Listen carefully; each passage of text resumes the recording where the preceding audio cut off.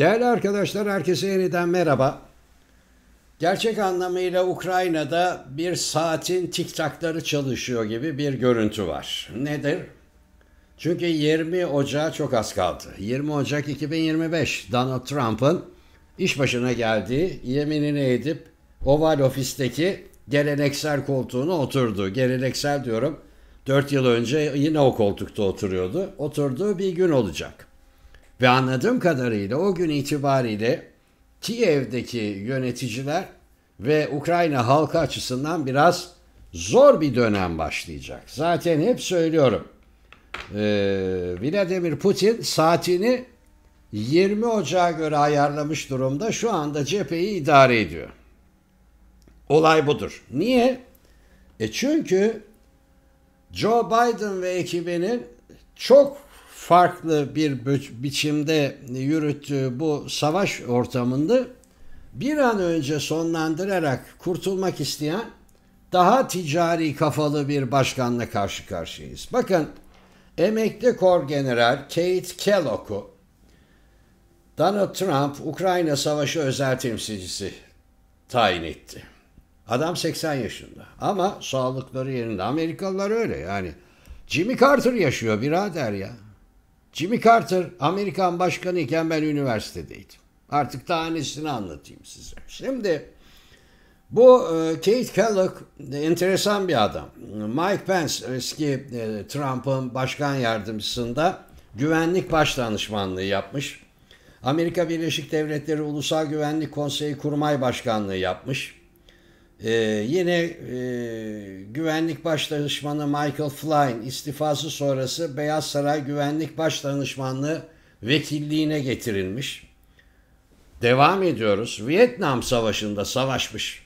101. Hava İndirme Tugayı'nda. 1. Körfez Savaşı'nda Avrupa'daki Özel Harekatlar Karargahı Komutanlığı yapmış. 2003'te emekli olmuş. Sene 2025. 22 yıldır da siyasetin içinde Cumhuriyetçi kanatta ve Donald Trump'ın ifadesine göre Donald Trump siyasete girdiği gün itibariyle onun yanında yer alan bir karakter.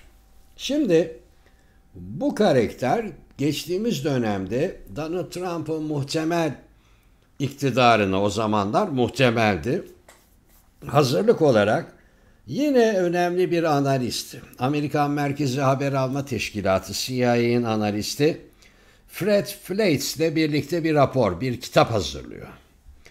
Önce Amerika, Rusya ve Ukrayna raporu. Böyle bir şey. Nisan 2024'te Trump'a teslim ediyorlar. Trump raporu onaylıyor. Bakın, o raporda neler yazıyor? İşte problem Zelenski için bu rapor. Bu rapor öyle fi tarihinde yazılmış bir rapor değil. Trump iktidarı geldiği zaman raftan indirilip kullanılacak raporu bu. Diyor ki iki yazar, aceleye getirilmiş bir Afganistan çekilmesiyle başlayan 3 yıl süren Ukrayna Savaşı ile devam eden bir Joe Biden dış politika çöküşü bugün yaşanılan ana zorlukların bir numaralı sorumlusudur. Önemli müttefikler İsrail ve Suudi Arabistan ile yaşanılan derin çelişkiler ve Çin'e karşı sürdürülen zayıf ve kafa karıştırıcı politikalar bu dönemin ürünüdür. Yani diyor ki Çin'e karşı ben geliyorum Trump. Evet öyle. Rusya'yı önemsemiyor. Donald Trump işe başladığı gün Çin'in başına büyük bela saracak. Bunu söyleyeyim ya. Bugünden söylüyorum. Joe Biden yönetimi gerçekçi olmaktansa küresel elitlerin hayalleri doğrultusunda Rusya ilişkisini sürdürmektedir. Gerçekçi bulmuyorlar Rusya ilişkisini. Rusya'ya karşı sürdürülen sistemli düşmanlık bu ülkeyi Çin'in kucağına atmıştır ve karşımızda Rusya, Çin, İran, Kuzey Kore ittifakının kurulmasına neden olmuştur. Putin'i Ukrayna işgali öncesinde büyük yaptırımlar ile tehdit etmek büyük bir hataydı. Aksine düzenli ve sıcak ilişki kurularak gelişmenin önlenmesi sağlanabilirdi diyor. Yani bunları yabana atmayın. Bunlar iş başına geldikleri zaman yapacaklarının ipuçlarını veriyor. Yani ne yapacak? Diyecek ki büyük bir olasılıkla, bir dakika, ben şimdi bu askeri yardım işlerini bir durdurdum. Rusya sen de bir dur, herkes bir dursun. Önce bir temas sağlayalım, bir müzakere süreci başlatalım. Böyle bir şey yapalım, o arada meseleleri konuşalım diye cepheyi de diplomasiyi de yumuşatmaya çalışacak bir havaya girecekler. Bu doğrudan Ukrayna'nın şu anda Rusya işgali altında bulunan topraklarının elden gitmesidir. Rusya o toprakları böyle bir Donald Trump ekimine asla vermez. Vermez. Bulmuş böyle bir adamı, niye versin? Ukrayna'ya Rusya ile müzakere masasına oturması söylenecek. Eğer reddederse bütün Amerikan yardımının kuruyacağı ifade edilecek. Yani zoraki barışa geliyorlar. Bu yürümez.